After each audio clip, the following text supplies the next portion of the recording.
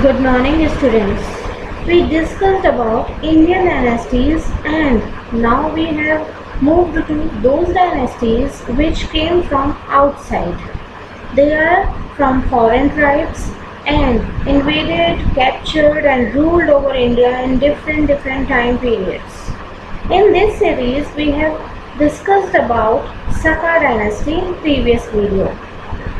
Saka dynasty was also in post-Mauryan period. Post-Mauryan period means after the Maurya dynasty, the period after the Mauryan dynasty.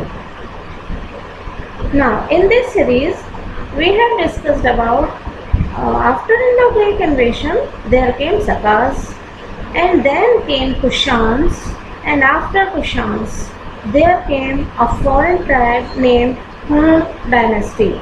It is Hun. All the foreign tribe came in and so ये तीनों ही जो tribes हैं वो post modern periods में आई. Maurya dynasty तक कोई foreign invasion नहीं हुए थे और जो हुए उन्हें मौर्य डायनेस्टी ने वहीं रोक दिया. They didn't allow to enter in their territory और in India. Now let us discuss about Hun dynasty. This dynasty ruled over India for a very short period of time. So let us begin. This is India's earlier map, or you can say the ancient India. In this area now Pakistan, this is Sindh area, this is Rajasthan, Punjab, इधर कश्मीर है, and then northern area of India, northern, and then Afghanistan and so on. From here, this northwest border, Hun entered in India. But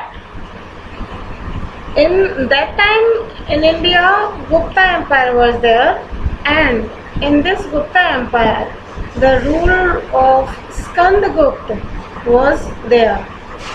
So Skandagupta controlled the invasion. He defeated the Huns and didn't allow them to enter. लेकिन फिर जब Gupta empire थोड़ा सा कमज़ोर होने लगा तो Hund's वापस से अटैक करते हैं और गुप्ता डायनेस्टी को भी ख़त्म कर देते हैं और पूरा जो नॉर्दर्न पार्ट है काफ़ी हद तक वो कैप्चर कर लेते हैं. So let us begin with the chapter. Huns. They were the barbarian tribe of Middle Asia or Central Asia. Barbarian means savage, violent, very cruel, which entered in India like Sakas from the northwestern boundaries. जैसे Sakas आए थे northwestern boundary से, वैसे ही वो भी northwestern boundary से आए थे. Actually कुशान्स भी वहीं से आए थे क्योंकि तीनों तरफ से, यानी वेस्टर्न साइड इंडिया का और eastern side and south side, तीनों तरफ वाटर बॉडी हैं और नॉर्थ की तरफ, नॉर्थ से ईस्ट की तरफ पूरा हिमालयाज़ है. तो सिर्फ एक यही नॉर्थ वेस्टर्न बॉर्डर बचता है जहाँ से एंटर किया जा सकता है. तो they came from north western boundaries.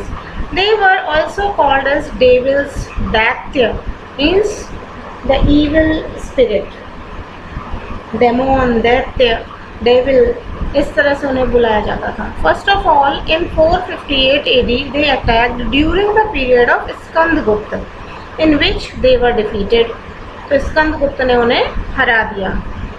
In letter period, फिर धीरे धीरे समय के साथ ड्यू कोर्स ऑफ टाइम, जब Gupta empire was losing its power, when Gupta empire got weakened, they again attacked and destroyed and defeated them and retained the title of the Sardar Toraman destroyed the Gupta empire and retained the title of Maharajadhiraj after taking control over Punjab, Rajputana, Sindh and Malwa. Malwa is in Madhya Pradesh. तो पंजाब, राजस्थान जो आज का है और Sindh area जो अभी पाकिस्तान में है, मालवा, इतना एरिया इन्होंने कैप्चर कर लिया। और इतना एरिया कैप्चर करने के बाद, इतना पूरा पंजाब, राजपूताना, सिंध और मालवा एरिया कैप्चर करने के बाद तोरामन को महाराजाधिराज का टाइटल मिल गया। ही रिटेन द टाइटल ऑफ महाराजाधिराज। अब जो उनके बेटे थे, तोरामन के बेटे थे, वो थे मिहिरकुल। इनका रूल स्टार्ट हुआ फ्रॉम 510 AD। 510 AD में इनका रूल स्टार्ट हुआ और उन्होंने अपनी कैपिटल किस जगह को बनाया? Sialkot. Sialkot which is now in Pakistan, उन्होंने उसे अपनी कैपिटल बनाया। मिहिरकुल बुद्धिस्ट मॉन्क से बहुत हेट करते थे। उन्होंने कितने ही मठ और स्तूप जो बौद्धिज़्म के थे सारे बने हुए, इतनी सब स्ट्रक्चर्स, बिल्डिंग्स सब ख़त्म कर दी, नष्ट कर दी। तो ये बहुत नफ़रत करते थे उनसे और निरंतर आगे भी बढ़ना चाह रहे थे। तो यहाँ जो रूलर थे मालवा के, उनको आगे बढ़ने से रोकने के लिए कौन आगे आया? Yashodharma, ruler of Malwa.